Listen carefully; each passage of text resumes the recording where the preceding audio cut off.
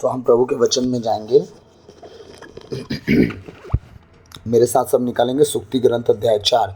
जैसा कि हमने पिछला सुना वचन सुक्ति ग्रंथ 1 से लेकर 9 तक, आज हम देखेंगे सुक्ति ग्रंथ 4 अध्याय का 9 के बाद 10 से लेकर आगे देखेंगे। ठीक है, तो मेरे साथ निकालेंगे सुक्ति ग्रंथ अध्याय 4 पद संख्या 10। कल हमने देखा 9, यह तुम्हारे कंठों में एक मनोहर माला डाल देगी और तुम्हें महिमा का किरीट पहना प्रदान करेगी। आमीन। आज हम देखेंगे 10वें वचन से। वचन कह रहा है, पुत्र सुनो, मेरी बातों पर ध्यान दो और तुम्हारी आयु लंबी होगी। परमेश्वर का वचन ध्यान से सुनिए। प्रभु का वचन कह रहा है, जो बुद्धि की आत्मा जो परमेश्वर के साथ थी, परमेश्वर का वचन कह रहा है कि सुनो तुम ध्यान से। अगर तुम मेरी बात सुनोगे तो याद रखना तुम जल्दी मरोगे नहीं। कह रहा है, पुत्र सुनो, मेरी बातों पर ध्यान दो और तुम्हारी आयु लंबी होगी। क्योंकि आज सबसे ज़्यादा कोई अगर नहीं सुन रहा है तो कौन नहीं सुन रहा? पुत्री नहीं, पुत्र। ये जवानों के विषय में परमेश्वर बात कर रहा है। जब आप जवानों के विषय में आएंगे तो 10 से लेकर 24 वचन तक जवानों से परमेश्वर बात कर रहा है। वो कह रहा है, पुत्र सुनो। अब पुत्र लोग जितने हैं, 10-12 साल के जहाँ हुए, अरे 8 साल, आजकल तो 6-7-8 साल में तो मनमानी शुरू। ठीक है, तो आज जो पुत्र हैं वो कितने टेढ़े हैं, वो हम हर एक घर में अपने अपने जांच लें जितने पुत्र हैं। हाँ, वो माँ बाप भी जान रहे हैं कि मेरे बर्बादी का कारण हमारा पुत्र ही होने वाला है, हमारी संपत्ति को विनाश की ओर ले जाने वाला हमारा पुत्र ही है, अगर वो सही शिक्षा में सही बुद्धि में नहीं इस्तेमाल हुआ तो। इसीलिए परमेश्वर का आत्मा उस पुत्र से कह रहा है। किस पुत्र से? जो बाइबल पढ़ता है। जो नहीं पढ़ता उससे बात कहाँ से करेगा? उससे कर रहा है जो चर्च में आके इस वचन को सुनता है, उससे कर रहा है। जो यूट्यूब पे प्रभु का वचन सुनता है उससे कर रहा है। जो सुनता ही नहीं, कहते हैं ना मेरा बच्चा सुनता ही नहीं, उनसे ये बात ही नहीं हो रही, वो तो खुद खत्म होने की कगार पे है। प्रभु का वचन कह रहा है कि पुत्र सुनो, मेरी बातों पर ध्यान दो और तुम्हारी आयु लंबी होगी। तुम जल्दी मरोगे नहीं, तुम्हारी लंबी आयु हो जाएगी। लेकिन कब? जब तुम मेरी बातों पर ध्यान दोगे। और वचन कह रहा है, मैं तुम्हें प्रज्ञा का मार्ग दिखाता और सन्मार्ग पर ले चलता हूँ। किसका मार्ग? प्रज्ञा, बुद्धि का मार्ग परमेश्वर दिखाता और सन्मार्ग मतलब सही रास्ते पर ले चलता हूँ, सन्मार्ग पर ले चलता हूँ। ऐसा परमेश्वर है कि तुम्हें बुद्धि जब देगा तो गलत रास्ते में तुम नहीं चलोगे, तुम नशे के रास्ते में नहीं चलोगे, व्यभिचार के रास्ते में नहीं चलोगे, लड़ाई झगड़े के रास्ते में नहीं चलोगे, मारपीट के रास्ते पर नहीं चलोगे, डाका डालने के रास्ते पर नहीं चलोगे, छुरी लगा के गले में और रात में किसी का लूटने के रास्ते में नहीं चलोगे। प्रभु कह रहा है, मैं बुद्धि दूंगा और तुम सही रास्ते पर चलोगे, सन्मार्ग पर चलोगे। 12 वचन कह रहा है, तुम आगे बढ़ोगे तो बाधा नहीं होगी, तुम दौड़ने लगोगे तो ठोकर नहीं खाओगे। प्रभु का वचन कह रहा है, तुम जब आगे बढ़ना चाहोगे जीवन में, कभी भी तुम आगे बढ़ना चाहोगे, कभी बाधा तुम्हारा पैर नहीं खींचेगा। कोई अनसक्सेसफुल तुम्हारे जीवन में नहीं आएगा, हर एक अनसक्सेस कैंसिल हो जाएगा। ठीक है, परमेश्वर कह रहा है, जब तुम चलना शुरू करोगे तो कोई बाधा तुम्हारे बीच में नहीं आएगा। कहते हैं ना, अरे यार इसी के चक्कर में ना आज तक फंसा हूं, नहीं तो मैं आगे बढ़ गया होता। नो, किसी के चक्कर में तुम नहीं रुकोगे। जब तुम दौड़ना शुरू करोगे अपने जीवन में, कोई ठोकर तुम्हारे सामने शैतान रख नहीं पाएगा। तुम दौड़ते ही जाओगे, दौड़ते ही जाओगे, तुम्हारी चमक बढ़ती जाएगी और घटेगी नहीं। ऐसा परमेश्वर हमसे बातें करता है। हाँ, कह रहा है, तुम आगे बढ़ोगे तो बाधा नहीं होगी और तुम दौड़ने लगोगे तो ठोकर नहीं खाओगे। इस शिक्षा को ग्रहण करो, इसे कभी मत छोड़ो, इसे संजोए रखो, संभाले रखो, क्योंकि यह तुम्हारा जीवन है। इस शिक्षा को क्या करो? पहले तो सुनो, इसे ग्रहण करो, अंदर बसा लो और इसे कभी मत छोड़ो, इसे हाथ से कभी जाने ना दो।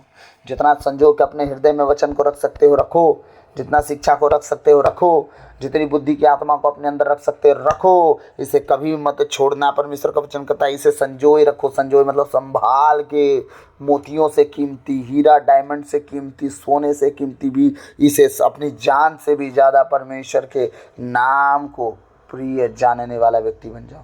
हाँ, कहता संभाल के रखो, क्योंकि ये तुम्हारा जीवन है, ये शिक्षा ही तुम्हारा जीवन है। जो शिक्षा दी जा रही है यही तुम्हारा जीवन है, और नहीं तो तुम्हारा जीवन बर्बाद हो जाएगा, बचेगा नहीं। दुष्टों के मार्ग में प्रवेश मत करो, कुकर्मियों के पथ पर मत चलो। दुष्टों के मार्ग पर प्रवेश तक मत करना, उस रास्ते पर जाने की सोचना तक मत। ठीक है, दुष्टों के मार्ग में प्रवेश मत करो, कुकर्मियों के पथ पर नहीं चलो। कुकर्मी लोग क्या करते हैं? रात में चौक में खड़े होकर दारू पी के कितना गाली गलौज हल्ला चिल्ला करते हैं, कोई बहन बेटी रास्ते से गुजर गए तो कितना गंदा कमेंट्री करते हैं। हाँ, परमेश्वर का वचन कह रहा है ऐसे रास्तों पे कभी मत चलना, क्योंकि जैसा उनका अंत होगा तुम्हारा भी होगा। आप देखना बहुत से लोग दुनिया में ऐसे मिलेंगे आपको जो अपनी जवानी के उम्र में कभी उस जवानी का वैल्यू नहीं किए। प्रभु ने कहा जवान अपनी कमर कस के मेरे काम में लगे, जिंदगी भर उसे मैं उठाए रहूँगा, है ना। देखिएगा परमेश्वर कहता है कि जब जवान लोग अपनी चाल नहीं चलते सही रीति से, तो उनका उम्र जो है बूढ़ापा और बुजुर्गपना, जो 40-50 साल के होते हैं, उनकी ज़िंदगी बहुत दुर्गति में बीतती है, बहुत बुरी हालत में। हाँ, और आजकल गरीब बच्चे जो उनके माँ बाप के पास कुछ है भी नहीं, वो दूसरों की देख देख के हुरहुरी में उड़ रहे हैं, दूसरों को देख के हुरहुरी चढ़ रही है, मेरे दोस्त के पास ये है तो मेरे पास क्यों नहीं है। तो उस लायक तू बनना भाई, अपने माँ बाप के कलेजा पे काहे चढ़ रहा है, तू बन उस लायक, बन, तू खुद कमा। उनके माँ बाप ने किया तो हमारा जरूरी है कि तुम्हारे माँ बाप उनके माँ बाप एक जैसे हों, नहीं ना। इसीलिए परमेश्वर का वचन कह रहा है दुष्टों के मार्ग पर प्रवेश मत करो, तुम्हें गलत ही रास्ता सिखाएंगे, गलत ही राह पे लेके जाएंगे। और कह रहा है कुकर्मियों के पथ पर मत चलो, ऐसा रास्ता ही मत चुनो, ऐसे रास्ते पर चलना तक मत। परमेश्वर ये हमसे बातें कर रहा है, उससे दूर रहो, उस पर पैर मत रखो, उससे कतरा कर आगे बढ़ो। उससे कतरा कर मतलब साइड होकर तुम क्या कर जाओ, आगे बढ़ जाओ, उससे दूर रहो, उस पर पैर तक मत रखो, उस रास्ते पर। ऐसा जीवन जियो, ऐसा चाल चलो कुछ दुष्टों की युक्तियों से तुम्हारा लेन देन दूर तक ना हो। मैं बहुत बार ऐसे ऐसे लोगों में फंसा हूँ कि कभी कभी सोचता था कि इनकी जैसे अगर मेरी ज़िंदगी हो जाएगी तब तो मैं तो कहीं का नहीं होऊंगा, कहाँ पाऊंगा इतना पैसा, तो बर्बाद होने के लिए, बर्बाद होने के लिए पैसा कहाँ से पाऊंगा। ये लोग तो बर्बाद होने के लिए पैसा इकट्ठा भी कर लेते हैं। मेरी ऐसी संगति थी कि रात भर बैठे गए दारू पीने तो बोरी बोरी दारू ख़त्म कर दिए। एक बोतल कोई पीता है ना, वो एक एक बोरी पी जाते हैं, ऐसे ऐसे लोग। मैं बोलता था कि इनके साथ मेरा कहाँ कटेगा भैया। बिल्कुल धीरे धीरे परमेश्वर मुझे सबसे साइड करता गया। तो ये परमेश्वर है, लेकिन कब, जब आपके विचार सही होंगे, तब आपके विचारे गंदे होंगे तो परमेश्वर आपकी मदद भी नहीं कर पाएगा। 16 वचन कह रहा है वे पाप के किए बिना सोने नहीं जाते। कौन? यही कुकर्मी, दुष्ट, जो बुरे रास्ते पर चलने वाले लोग हैं। जब तक ये पाप ना कर लें इनको नींद नहीं आएगी, जब तक ऐसी गलती ऐसा गुनाह ना कर दें कि इन्हें चैन ना मिल जाए तब तक इन्हें नींद नहीं आती। कह रहा वे पाप किए बिना सोने नहीं जाते, यदि उन्होंने किसी को पथ भ्रष्ट नहीं किया तो उन्हें नींद नहीं आती। मतलब किसी को रास्ते से वो भटका नहीं लेते तो उन्हें चैन नहीं मिलता, नींद नहीं आती। बिना पाप करे इन्हें नींद नहीं आती। वो यदि उन्होंने किसी को पथ भ्रष्ट नहीं किया, किसी को रास्ते से, जो सही रास्ता जीवन के रास्ते पे जी रहा है, सही रास्ते पे चल रहा है, जब तक वो भटका नहीं देते उन्हें नींद नहीं आता। ऐसा जीवन जीते हैं दुष्ट लोग, ऐसी भ्रष्ट लाइफ जीते हैं। हाँ, आज एक जन के पास पैसा नहीं है दारू पीने के लिए, चलना थोड़ा थोड़ा पी लेंगे, मेरे पास है ना, ले। मतलब वो भटक, आज बच जाता भटकने से, लेकिन तू भटका दे रहा है। ठीक, ऐसे ऐसे लोग हैं।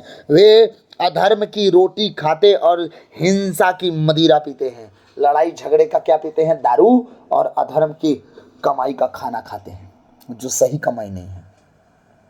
कभी माँ को सताएंगे, कभी बाप को सताएंगे, कभी बहन को सताएंगे, कभी भाई को सताएंगे, कभी पत्नी को सताएंगे, कभी पड़ोसी को सताएंगे, कभी किसी और की चीज़ें चोरी कर लेंगे, किसी और को लूट लेंगे। कह रहा है वे अधर्म की रोटी खाते और हिंसा की मदिरा पीते हैं। धर्मियों का मार्ग प्रभात के प्रकाश जैसा है, जो दोपहर तक क्रमशः बढ़ता जाता है। प्रभु का वचन क्या कर रहा है? धर्मियों के लिए। ये तो किसके लिए था? विधर्मियों के लिए, अधर्मियों के लिए। ठीक है, अब प्रभु धर्मियों के लिए क्या बोल रहा है? कह रहा है धर्मियों का मार्ग प्रभात के प्रकाश जैसा है। धर्मियों का रास्ता कैसा है? सुबह का जो अंधेरा काटने के लिए क्या निकलता है? सूरज। भोर ही से उजाला होना शुरू हो जाता है। भोर के पहले घनी अंधेरी रात होती है। ठीक है, जो 3 से 5 के बीच का रात होता है, घना अंधेरा रात होता है। और उसके बाद जब सूरज आता है तो उजाला, एक प्रकाश अंधेरे को काटने के लिए आता है। तो परमेश्वर का वचन कह रहा है धर्मी लोग अंधेरे को काटते हैं जब उनका सुबह प्रभात, धर्मियों का मार्ग प्रभात के प्रकाश जैसा है। उस सुबह का प्रकाश धर्मियों का मार्ग, अगर आप उस पर चलोगे तो अंधेरे से निकल कहाँ जाओगे? धर्मियों के साथ चलोगे तो सुबह के प्रकाश में आ जाओगे, मतलब आपको उजाला दिखेगा। अब वो क्या कह रहा है? जो दोपहर तक क्रमशः बढ़ता जाता है। कैसा? जिस तरह सूरज उगता है सुबह और दोपहर तक उसका रोशनी, उसका तेज बढ़ता जाता है। जैसे अभी अभी हम लोग 6 बजे 7 बजे तक का धूप लेते हैं, कितना अच्छा लगता है, कम तेज। लेकिन वही 10 बजे 11 बजे 12 बजे 1 बजे 2 बजे जब पहुंच जाता है धूप, तो कितना तेज हो जाता है, कोई वहाँ टिक नहीं सकता, इतना तेज उसका प्रकाश हो जाता है। सुबह का सूरज जब उगेगा उसकी ललहट को आप आंखों में आंखें मिला के देख सकते हैं, 10 मिनट 20 मिनट 25 मिनट। लेकिन जो सूरज 2 बजे 1 बजे 12 बजे दिखता है, उसमें आप 10 मिनट तक आंखें मिला के नहीं देख सकते, उसका प्रकाश इतना तेज हो जाता है। प्रभु का वचन कहता है धर्मियों का मार्ग प्रभात के प्रकाश जैसा है, जो दोपहर तक क्रमशः बढ़ता जाता है। धर्मियों का रास्ता ऐसा है, वो बढ़ते ही चला जाएगा, बढ़ते ही चला जाएगा, बढ़ते ही चला जाएगा, बढ़ते ही चला जाएगा। मैं क्या बोला, चर्चों को कभी देखे छोटा होते नहीं, धार्मिकता उस जगह पे वास करती है और वो बढ़ते ही चला जाता है, लोग बढ़ते ही चला जाते हैं, चर्च बढ़ते ही चला जाता है, उसका तंबू बढ़ते ही चला जाता है। ये है परमेश्वर। और कह रहा है कि विधर्मियों के लिए सुन लीजिए, 19वां वचन कह रहा है, किंतु विधर्मियों का मार्ग अंधकारमय है। कैसा है विधर्मियों का मार्ग? धर्मियों का मार्ग उजाला में आ गया, विधर्मियों का मार्ग अंधकारमय है। उन्हें पता नहीं कि वे किस चीज से ठोकर खाएंगे, उन्हें पता ही नहीं है वो कहाँ जाके ठोकर खा जाएंगे, किस चीज से ठोकर खा जाएंगे, वो कब गिर जाएंगे, उनका कब तबाही आ जाएगा, उनका कोई पता नहीं। लेकिन धर्मी जब विश्वास करता है प्रभु मेरे साथ है, तो मेरे मनुष्य मेरा क्या बिगाड़ सकता है, हाँ शैतान मेरा क्या बिगाड़ सकता है, ये प्रभु कहता है, प्रभु का वचन कहता है। और 20वां वचन कहता है, पुत्र मेरी बातों पर ध्यान दो। किस पर ध्यान दो? संसार पर, दोस्तों पर, मित्रों पर, यारों पर, नशेड़ियों पर, व्यभिचारियों पर, गाली देने वालों पर, मजाक करने वालों पर नहीं। परमेश्वर का आत्मा कह रहा है मुझ पर ध्यान दो। वो कह रहा है पुत्र मेरी बातों पर ध्यान दो, कान लगाकर मेरी शिक्षा सुनो। जो शिक्षा मैं दे रहा हूं ना वो सुनो, संसारिक बातों से दूर रहो, उसे अपनी आंखों से ओझल ना होने दो। अपनी आंखों से क्या ना करने दो? ओझल, उसे अनदेखा मत करो। जब बुराई आए तो उस वचन को याद कर लेना कि ये गलत है। उसको आंखों से अगर ओझल होने का मतलब, जब बुराई आए आप बुराई कर गए, मतलब वचन को आपने क्या किया, अपनी आंखों के सामने से हटा दिया। ठीक है, इसीलिए प्रभु का वचन कह रहा है उसे अपनी आंखों से ओझल ना होने दो, उसे अपने हृदय में संजोए रखो, संभाल। बार बार क्यों कह रहा है वचन? हम कल से जो पढ़ रहे हैं 4 का पहला वचन से लेके अभी तक पढ़ रहे हो, बार बार क्यों कह रहा है मेरे वचन को हृदय में संजोए, संभाल संभाल संभाल। बिना वचन संभाले हम जिंदगी जी ही नहीं सकते जिस रीति से परमेश्वर चाहते हैं। बिना यीशु मसीह को अपने हृदय में संभाले हम चल ही नहीं सकते। हमारा देह परमेश्वर का मंदिर है, परमेश्वर की आत्मा हम में निवास करता है। और वही वचन है जो यीशु मसीह जन्म लिए थे। आदि में शब्द था, शब्द ईश्वर के साथ था, शब्द ही ईश्वर था, और शब्द देह धारण किया। समझ में आ रहा है? कह रहा है उसे अपनी आंखों से ओझल ना होने दो, उसे अपने हृदय में संजोए रखो। किसको? मेरी बातों को ध्यान दो, मेरी बातों को ध्यान दो, मेरी शिक्षा को ध्यान दो। अपनी आंखों से इसे ओझल ना होने दो, अपने हृदय में संजोए रखो।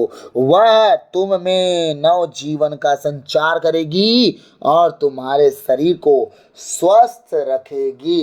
कौन? प्रभु की शिक्षा, प्रभु की बातें, प्रभु का वचन जब तुम्हारे जीवन में रहेगा तो कह रहा वह तुम में नव जीवन ला देगा। नव जीवन का संचार मतलब वो भर देगा नव जीवन। मरते मरते होगे, बीमारी में, तकलीफों में, गरीबी, मरते मरते होगे, नव जीवन ला के भर देगा और तुम्हारे शरीर को स्वस्थ कर देगा। तुम लाख बीमार होगे, अगर तुम प्रभु के वचन में परिपूर्णता से चलने वाले बन गए। मैं सच कहता हूँ, कह रहा है वो वादा किया है ना, ये वचन लिख के रख लेना। हाँ, इस सुक्ति ग्रंथ अध्याय 4 का 22 कि प्रभु तूने कहा है अगर तेरे वचन को हम संजोए रखेंगे अपने हृदय में तो तू मेरे जीवन को संजीवन नव जीवन पर संचार करेगा और तू शरीर को स्वस्थ कर देगा। आप स्वस्थ कर, मैं तेरे वचनों पर चल रहा हूँ। आप वचनों पर चलो, कैसे स्वस्थ नहीं होते हो? मेरी खुद की बहुत सी गवाहियाँ हैं, पर गवाही देने का समय नहीं है। वचन कह रहा है 23वां वचन, तुम बड़ी सावधानी से अपने हृदय की रक्षा करो। किसकी रक्षा करो? अपने मन की, क्योंकि तुम्हारा मन बड़ा गड़बड़ है, वो इधर उधर भागते रहता है। अगर जिस दिन तुम अपने मन की रक्षा कर लिए, अपने हृदय की रक्षा कर लिए ना, परमेश्वर सब कुछ तुम्हारे लिए कर सकता है। क्यों? क्योंकि तुम्हारा पूरा ध्यान कहाँ रहेगा? प्रभु की ओर। समझ पा रहे हैं? कह रहा है तुम बड़ी सावधानी से अपने हृदय की रक्षा करो, क्योंकि जीवन का स्रोत उससे फूटा करता है। अगर जीवन की बातें अगर आपको मिलनी है तो मन से ही तो निकलता है ना, तो उसको अगर संभाल के नहीं रखेंगे तो बुराई की ओर भी भाग जाएगा, इधर उधर की बातों को सोचने में बिजी करा देगा। तो ये सारी चीज़ें गड़बड़ा जाएंगी हमारे जीवन में। इसलिए अपने मन को सबसे ज़्यादा सावधानी से उसका ध्यान देना है। अपने मुख को असत्य न बोलने दो। अपने मुख को क्या न बोलने दो? असत्य, झूठ कभी मत बोलने दो। अपने होठों से हर प्रकार का कपट दूर करो, क्योंकि कोई कोई बातों में, छोटी छोटी बातों में अपने आप को सही साबित करने में हम कितनी बार चूक जाते, झूठ बोल जाते। इसीलिए परमेश्वर कह रहा है अपने मुंह को कभी झूठ ना बोलने दो। ये है हमारा परमेश्वर कह रहा है तुम्हारी आंखें सीधे सामने की ओर देखा करे, न दाएं मुड़े न बाएं मुड़े, तुम्हारी दृष्टि ठीक आगे की ओर टिकी रहे, इधर उधर नहीं। इधर उधर जो थोड़ा दाएं देख लेते, थोड़ा बाएं देख लेते, थोड़ा मोबाइल देख लेते, तो हाँ थोड़ा सा ये भी देख लेते, थोड़ा सा वो भी देख लेते, थोड़ा गलत सीन देख लेते हैं, तो वो धीरे धीरे तुम्हारा दाएं और बाएं तुम्हें ले डूबेगा। इसलिए प्रभु कह रहा है तुम्हारी आंखें सीधी लगी रहें किसकी ओर, जिस तरफ खुदा है, जिस तरफ प्रभु का वचन है उसी की तरफ सीधी लगी रहें। जिस पथ पर चलते हो उसे ध्यान से देखो, तुम्हारे सभी मार्ग निरापद हो। तुम्हारा रास्ता क्या हो, ऐसा सुकून भरा हो, जिस रास्ते से तुम चलते हो, जिस पथ पर तुम चलते हो उसे ध्यान से देखो, ध्यान से तुम भूलना मत। ये रास्ता तुम्हें क्या करने वाला है, सीधे लेके चलने वाला है। तुम्हारे सभी मार्ग निरापद हो, मतलब किसी तरह के वो भटकने भटकाने वाले पद ना हो। तुम्हारे रास्ते किसी के लिए भटकने का कारण भी ना बने, ना तुम उसमें भटको। आमीन। और लास्ट वचन देखते हैं, हम कह रहा है प्रभु का वचन, तुम ना तो बाएं भटको और न दाएं, बुराई के पथ पर पैर मत रखो। कह रहा ना वचन से दाएं मुड़ना, ना बाएं मुड़ना, और बुराई के पथ पर कभी पैर न रखना। बुराई का पथ कहाँ है ब्रदर, दाएं और बाएं। सीधे चलोगे तो क्या मिलेगा, प्रभु ने होशिया से क्या बोला था, ना मेरे वचन से दाएं मुड़ना ना बाएं मुड़ना, जिस जगह पे तुम पैर रख दोगे वो जगह तुम्हें दे दूंगा। ये है हमारा परमेश्वर। तो वादा का पक्का है, आप जब उसके वचन में परिपूर्ण बने रहते हो तब हमारा परमेश्वर इतने बड़े बड़े हमारे जीवन में काम दिखा देता है जो हमने कभी सोचा न था, न कभी देखा है। तो प्रभु आज के इन वचनों के द्वारा हम सबको बहुतायत से आशीष दे। आपके घर में जितने जवान भाई बहन होंगे उन्हें इस वचन को जरूर शेयर करें, ताकि वो समझें कि परमेश्वर कह रहा है कि दुष्टों से दूर रहो, उनके चाल से दूर रहो, उनके कामों से दूर रहो, वरना तुम्हारे जीवन में जो विपत्ति आएगी उसका तुम सामना नहीं कर पाओगे। God bless you all. सबको जय यीशु।